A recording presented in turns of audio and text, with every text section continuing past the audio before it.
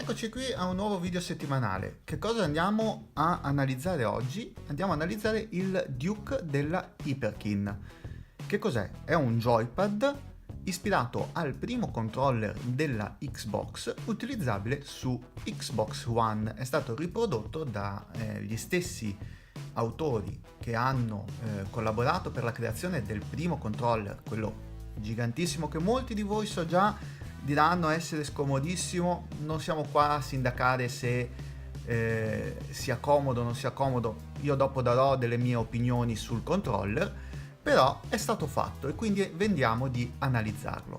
Ve lo dico subito, questo controller è compatibile con Xbox One e PC, ma attraverso delle scorciatoie sarà possibile sfruttarlo anche su delle altre console come per esempio il Nintendo Switch o la PlayStation 4. Esistono infatti delle chiavette USB che permettono di bypassare il sistema di riconoscimento del joypad, che impedisce praticamente ai joypad dell'Xbox di essere utilizzati per PlayStation e viceversa, o su Switch eccetera eccetera. Queste chiavette permettono di far sì che questo controller sia sfruttabile anche dalle altre console. Infatti io ho avuto modo di poter utilizzare questo controller su Xbox One, PlayStation 4 e Switch. Posso dirvi che io personalmente lo trovo molto comodo. Ma vediamo un attimo di cosa si tratta. Questo controller, come dicevo, prende le forme del Duke, quindi avremo lo stesso identico controller Duke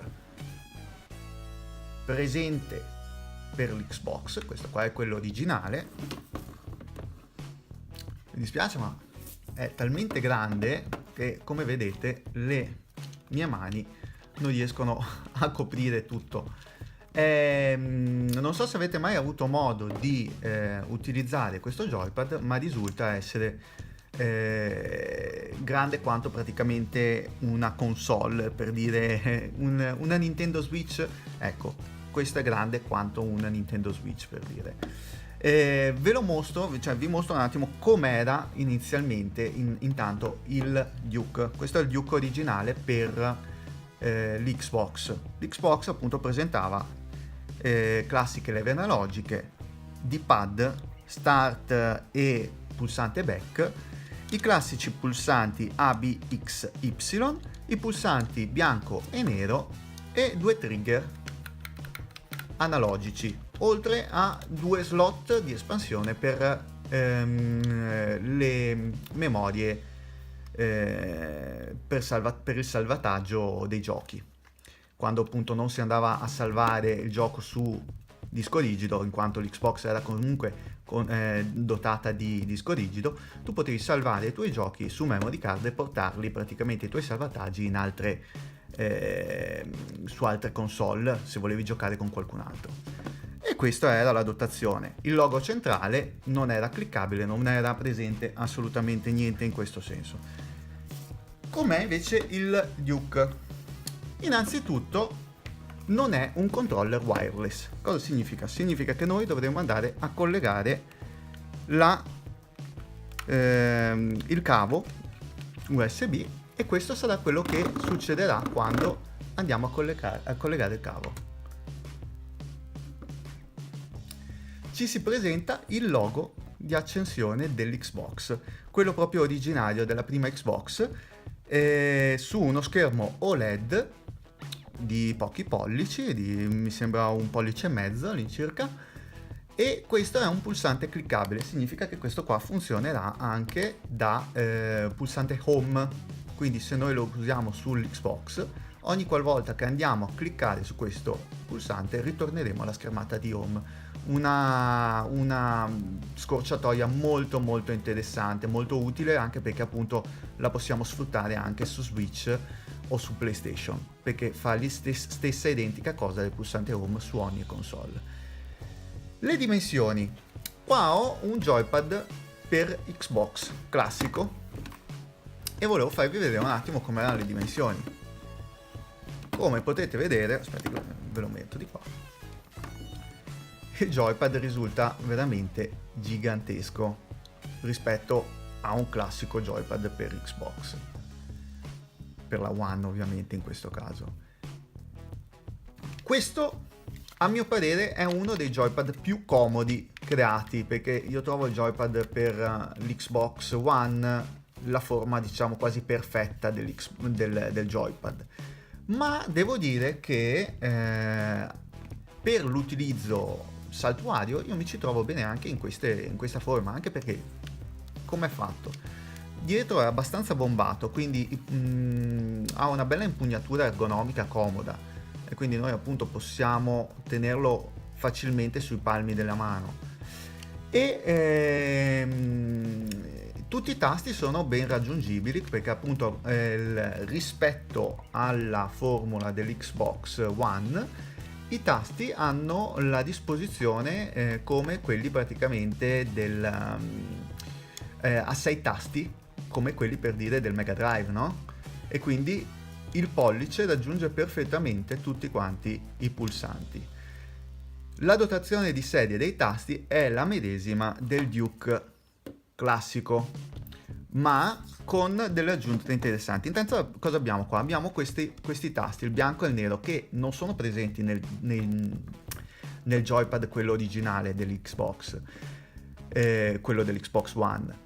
Ma questi tasti cosa vanno? Fanno semplicemente le veci dei tasti L1 ed R1. Quindi noi avremo le dita che si spostano perfettamente, il pollice che si sposta perfettamente su AXYB e arriva anche sui tasti L1 ed R1. Quindi appunto nel momento in cui noi vogliamo avere subito a disposizione per esempio abbiamo assegnato una combo particolare su un picchiaduro su un tasto L1, ce l'abbiamo subito qui, senza doverlo cercare con i trigger. Cosa è stato aggiunto? Intanto prima di tutto è stato tolto lo slot di espansione della memoria, in quanto non era necessario avere una memory card, quindi questo pezzo è stato tolto, ma sono stati aggiunti 2 pulsanti L1 e R1, quindi abbiamo una ripetizione di questi tasti. Non vi trovate con la disposizione dei tasti L1 e R1 come un pulsante bianco e pulsante nero, ce li avete qua, vedete? RB e LB. Abbiamo gli analogici, che questi pulsanti, appunto questi trigger, io lo trovo veramente comodissimi, perché sono proprio posizionati dove dovrebbe essere l'indice, quindi non dovete raggiungere in modo scomodo i pulsanti dietro, no, subito nel momento in cui mettiamo la mano abbiamo appunto l'indice che va a coprire subito l'analogico, l'R2 o l'L2. Di conseguenza nel momento in cui ho un gioco di auto, io qua riesco a dosare perfettamente l'acceleratore. L'altra cosa particolare che io trovo molto comoda nei joypad dell'Xbox è la dotazione non lineare degli analogici, per cui appunto è disallineata rispetto al joypad della PlayStation. Abbiamo l'analogico sinistro sopra, la corsia direzionale sotto e l'analogico destro sotto con i pulsanti sopra. Diciamo che come posizione per le mani io trovo molto più comoda questa, dato che la maggior parte dei giochi attualmente utilizza il pulsante analogico, cioè il direzionale analogico come pulsante principale, come controller principale. Di conseguenza avere le dita che si posizionano in questo modo è decisamente più comodo. Inoltre abbiamo un analogico appunto concavo nell'analogico appunto sinistro, come praticamente tutti quanti gli analogici, ma convesso su quello destro, che è molto più comodo nel momento in cui noi andremo a spostarci nella visuale, perché appunto possiamo semplicemente toccarlo anche con l'indice, cioè col pollice, con la punta, e andremo a spostarlo agevolmente senza ritrovare il pollice che deve essere per forza posizionato al centro. Quindi come soluzione a me questa piace di più. più comoda, più precisa. Classici pulsanti Start e Select, che appunto che vanno a fare, in questo caso è il pulsante Screenshot e il pulsante menu, però appunto sono utilizzabili tranquillamente anche nelle altre console come Start e Select. E cosa invece dire dei tasti? I tasti sono assolutamente perfetti, sono identici a quelli originali, quindi molto responsivi. Nel momento in cui noi li andiamo a premere, abbiamo un ritorno diretto di quello che è il nostro comando, quindi soprattutto tenendo in considerazione che non essendo un pulsante, cioè non essendo un controller wireless, la comunicazione essendo tutta quanta tramite cavo è molto più diretta e non abbiamo quindi lag dati dal Bluetooth.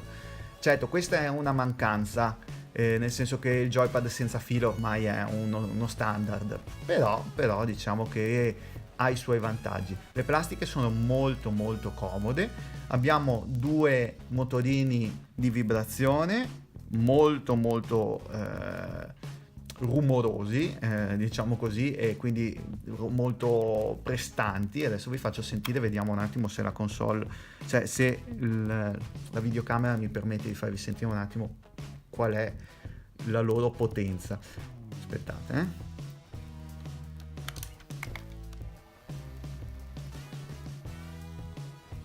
come sentite, cioè,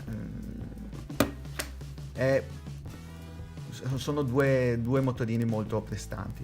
Abbiamo l'aggiunta di un jack audio, di conseguenza questo lo possiamo utilizzare per le nostre cuffie, e basta appunto. Questa è la dotazione del Duke del 2018, perché è uscita l'anno scorso questo controller. Adesso attualmente si trova intorno ai 60 euro, è come un costo di un joypad classico. Però appunto a mio parere è una soluzione che, se voi avete trovato il Duke per la Xbox comodo e quindi vorreste riavere di nuovo un joypad grande da tenere in mano, allora ve lo consiglio, perché io l'ho trovato molto comodo, nonostante le mie mani in realtà siano molto piccole rispetto al joypad stesso. Io mi ci trovo bene, devo dire che mi ci trovo bene.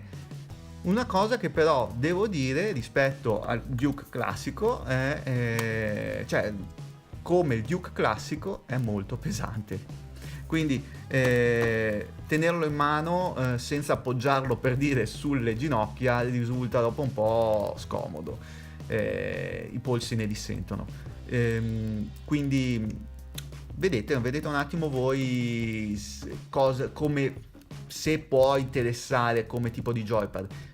Io posso dirvi che qualitativamente è ottimo, soprattutto tenuto a considerazione che all'interno cioè con 60 euro avete un joypad con anche uno schermo LCD, cioè uno schermo LED all'interno. Insomma, veramente tanta qualità, e si vede che è stato fatto un lavoro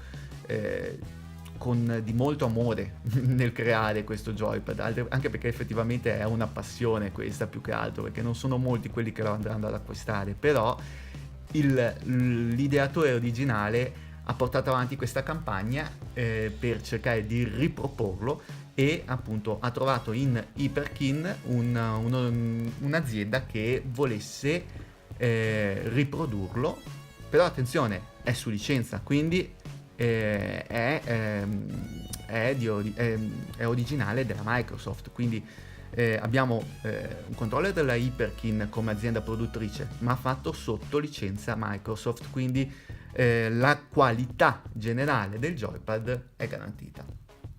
Niente, è tutto qui, ci vediamo al prossimo video. Se vi è piaciuto il video, mi raccomando, iscrivetevi o aggiungete comunque un like, che quelli fanno sempre piacere. Alla prossima!